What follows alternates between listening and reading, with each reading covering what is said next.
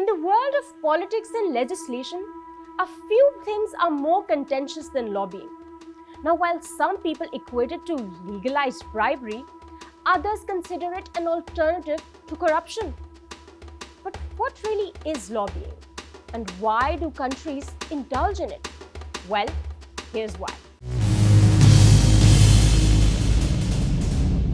Lobbying at its core is an attempt to influence the actions, policies, and decisions of a government through members of parliament or regulatory agencies. Now, from ordinary citizens to non-profits, big companies to governments, anyone can lobby to sway those possessing the power to pass or abolish legislation in their favor. But hey, they don't do it for themselves. They hire professional lobbyists for it.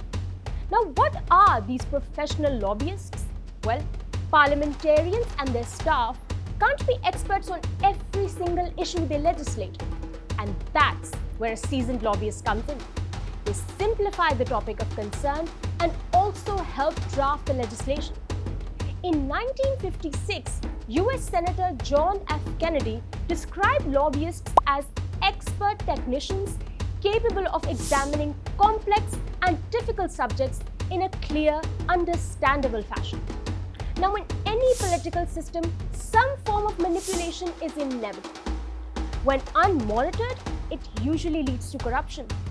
So countries including the United Kingdom, United States, and even the EU have legalized lobbying to keep the process transparent.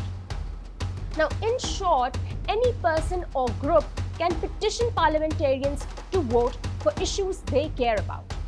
Now, this includes political parties as well as governments, hiring lobby firms in the West to build support and influence policies in their favor.